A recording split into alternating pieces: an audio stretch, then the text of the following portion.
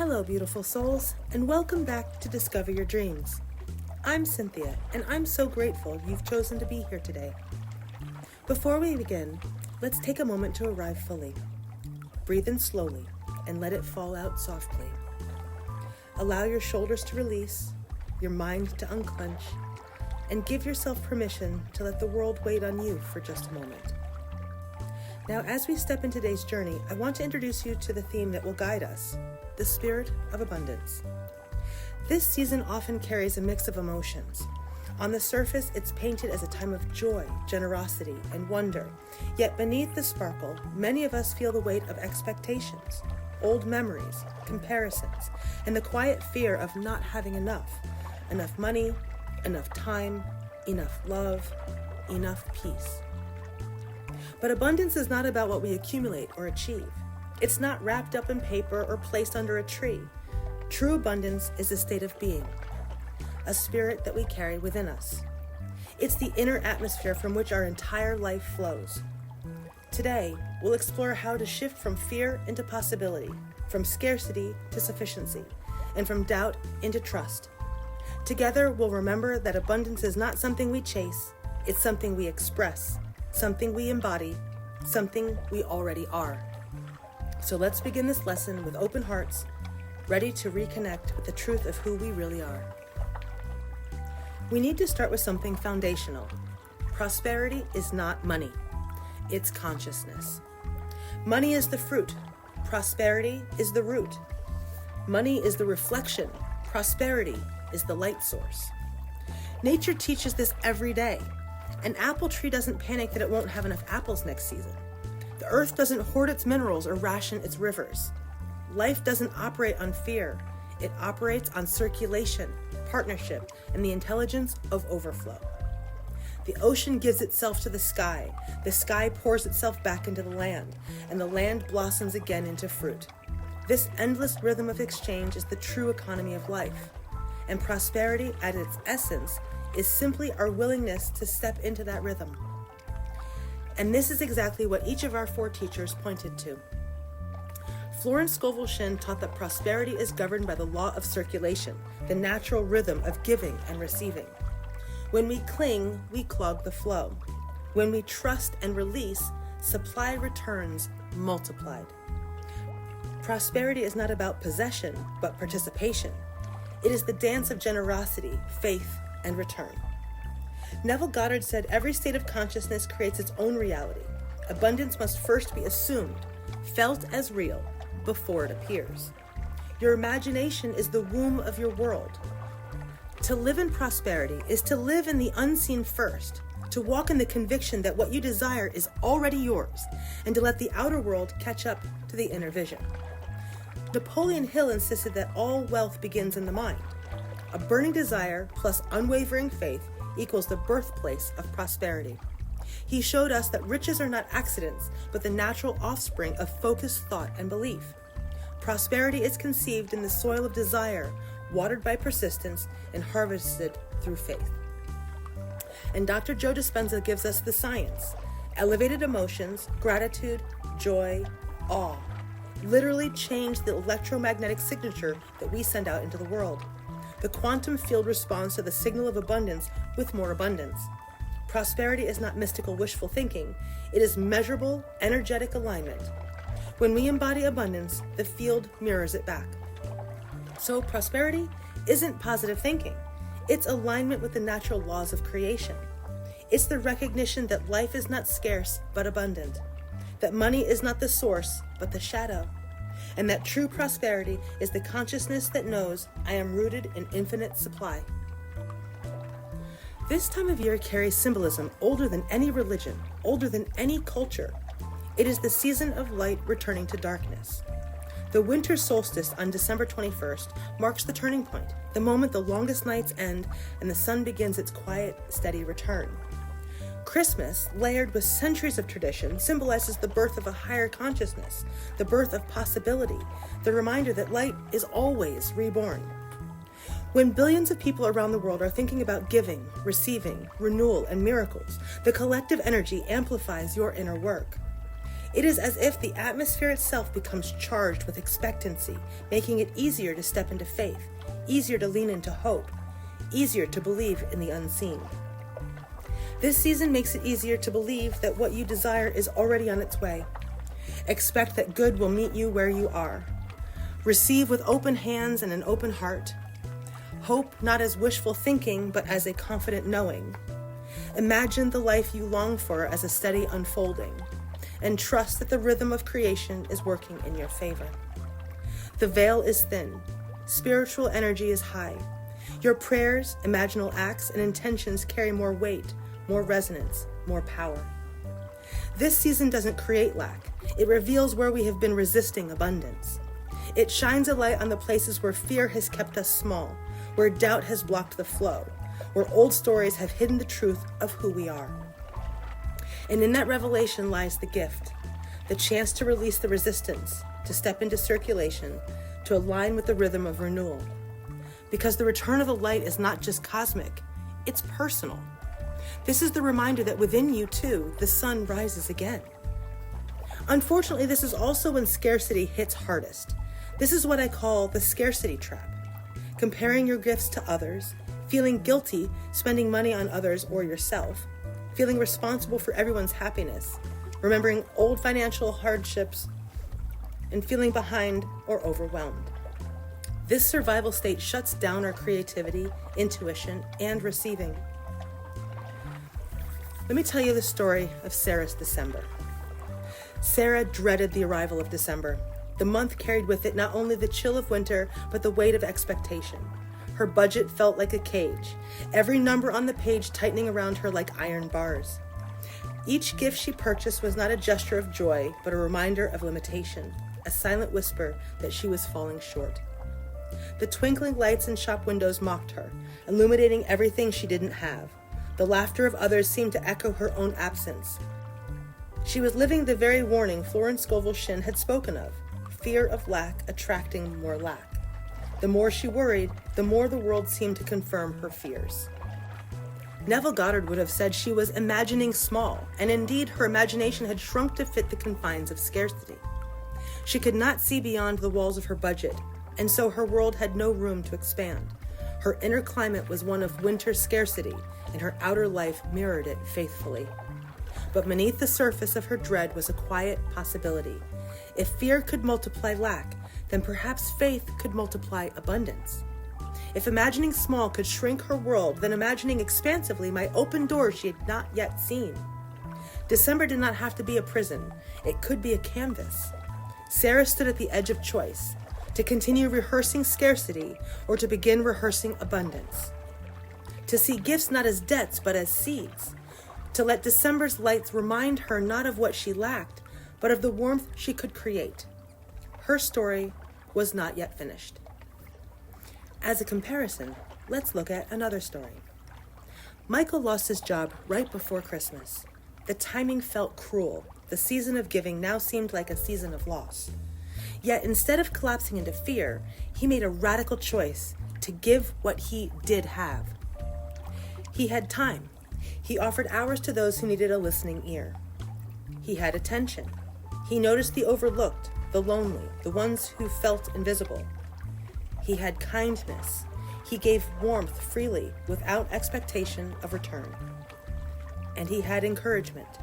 He spoke words that lifted others, even while his own future felt uncertain. Michael volunteered at a local shelter where his presence mattered more than money.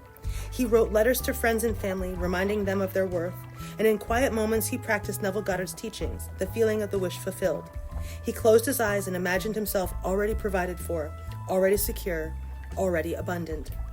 Within a week, something shifted.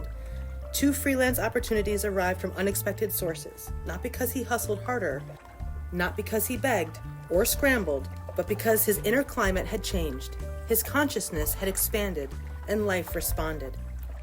Dr. Joe Dispenza explains this in scientific terms.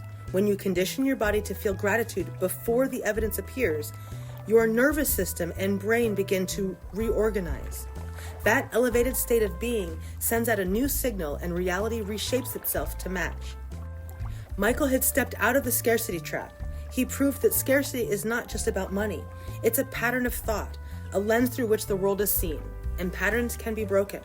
By choosing generosity over fear, imagination over despair, and gratitude over lack, Michael discovered a truth. Abundance is not something you chase. It is something you allow.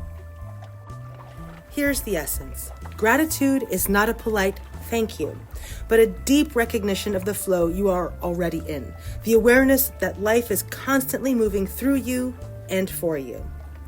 Expansion is the natural language of abundance, which always thinks in possibilities rather than limits, always stretching toward more rather than shrinking into less.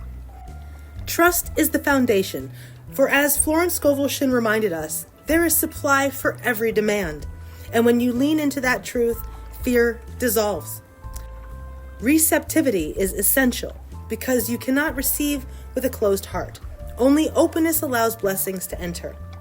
Circulation is the rhythm of prosperity, for what you release with joy always returns with increase, multiplied by the generosity of life itself. Peace is the quiet confidence of abundance, the calm assurance that winter always gives way to spring, that cycles of renewal are built into the fabric of existence. Wholeness is the state Neville Goddard taught us to embody, the practice of feeling complete now so that life mirrors that completeness back to us. Prosperity, then, is not what you own, it is how you move through the world, with gratitude, expansion, trust, receptivity, circulation, peace, and wholeness guiding every step. Everything I'm about to share draws from the wisdom of Shinn, Goddard, Hill, and Dispenza. Each practice on its own is simple, yet when you bring them together, they form a powerful system, one that can shift your entire state of being and open the door to prosperity. Let's begin with something so simple we often overlook it: the breath. It is the most immediate doorway into abundance because every inhale reminds us that life is already giving freely. The abundance breath is a reset for your nervous system. Scarcity lives in shallow, anxious breathing, but abundance lives in fullness and flow. When you inhale deeply, you signal your body that you are safe, supported, and supplied. When you exhale slowly, you release fear, tension, and contraction. Just 3 conscious breaths can move you out of survival mode and into the rhythm of prosperity. From there, we move into the power of the spoken word. What you declare shapes the atmosphere around you, and prosperity decrees are a way of speaking abundance into existence. Florence Scovel Shinn taught that words carry creative power. Spoken decrees are not empty affirmations. They are commands to the subconscious and invitations to the universe. When you declare, "I am supplied from an endless source," you align yourself with infinite provision. When you speak, "Money comes to me from every direction in perfect timing," you open the channels of circulation. The spoken word plants seed in the soil of consciousness, and those seeds grow into lived reality. Once your words align, Neville invites us to take it further, to step into the imaginal act, where you feel and live inside the reality you desire before it appears. Neville Goddard showed us that imagination is the womb of creation. Before bed, when the mind is most impressionable, imagine the relief of already having enough. Feel the weight lifted, the peace settled, the joy of freedom. Do not simply see it, embody it. The imaginal act is not fantasy, it is rehearsal for reality.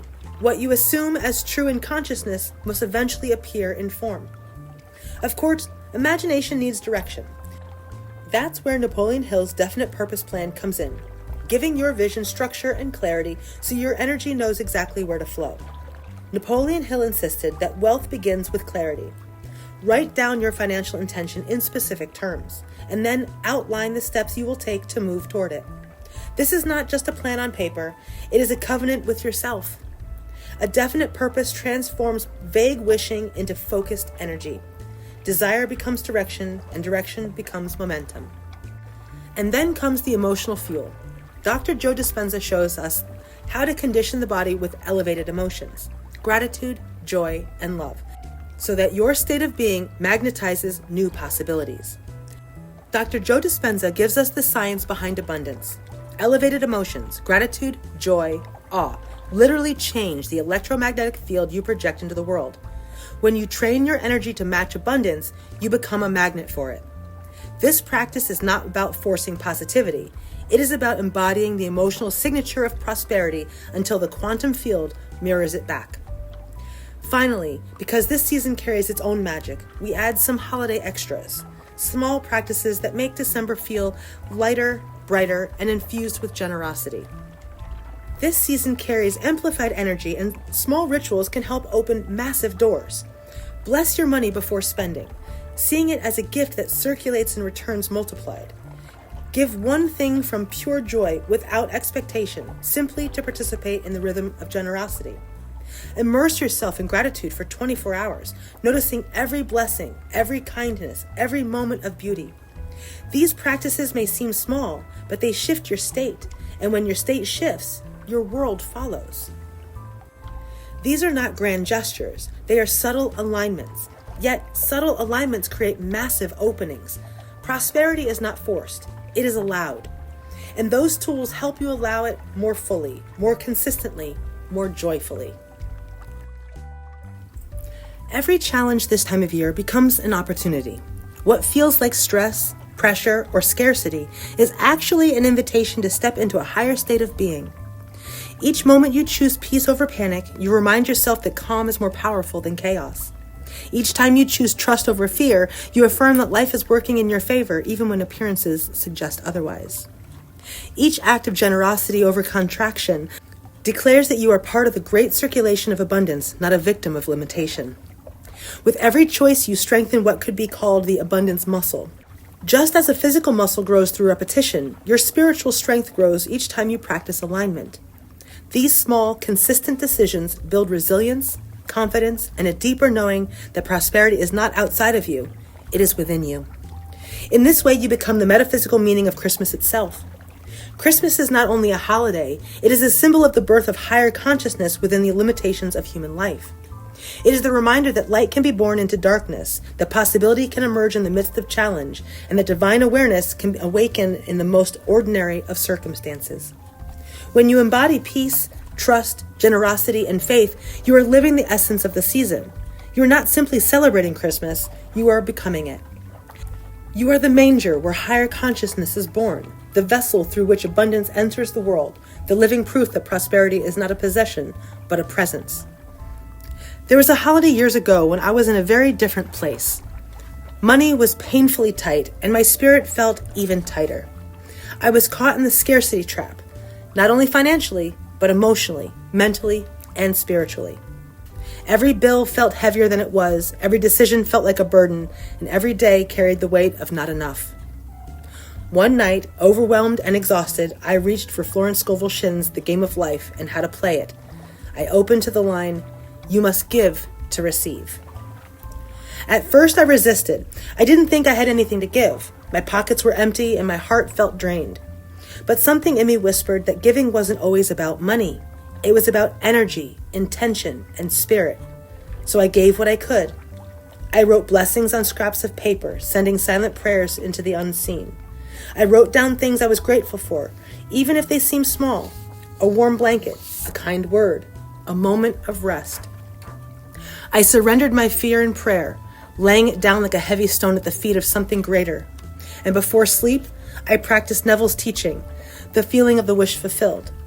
I imagined the relief of having enough, the peace of provision, the joy of freedom. There was no dramatic miracle, no lightning bolt from the sky, but there was a shift. A forgotten check arrived in the mail. Groceries appeared on my doorstep anonymously, as if life itself was reminding me I was cared for. 2 small opportunities opened, enough to breathe a little easier. But even more important than the outer changes was the inner thaw. My frozen state of fear began to soften. My heart opened. My mind lifted. I felt circulation where there had been contraction, hope where there had been despair. That was a true miracle. That was the birth of my abundance consciousness. It didn't come through riches overnight, but through a change in awareness, a recognition that prosperity begins within. And it is why I teach this today, because I have lived both sides, the heaviness of scarcity and the liberation of abundance, and I know from experience that the shift is possible for anyone. Here's my blessing for you. May this season awaken your prosperity consciousness in ways that feel undeniable and alive. May you begin to notice the abundance already surrounding you, in the laughter of loved ones, in the warmth of your home, in the simple gifts of breath and sunrise. May your giving flow from joy, not obligation, so that every act of generosity feels like a celebration of life itself. And may your receiving feel safe and sacred, as though the universe is placing treasures directly into your hands, reminding you that you are worthy of every good thing. May your finances be blessed with circulation and increase. May your heart rest in peace, free from worry and contraction. And may your faith remain steady and strong, carrying you through challenges with the quiet confidence that you are supported by infinite supply. You are meant for overflow. It is not a privilege reserved for a few. It is your birthright. Prosperity is not something you chase. It is something you allow, something you embody, something you remember. If this message supported you, I invite you to like this video so it can reach others who may need this reminder. And in the comments, share with me what is one abundance practice you feel called to try. Whether it's gratitude, circulation, imagination, or blessing your money before you spend it, your practice matters, and your sharing may inspire someone else. Thank you for being here. Thank you for being part of this community, for bringing your light, your openness, and your willingness to grow. And remember, the spirit of abundance is already within you. It has always been within you. All you need to do is let it rise, let it circulate, let it shine. Thank you for joining me today. I'm Cynthia, and this is Discover Your Dreams. I'll see you in the next lesson.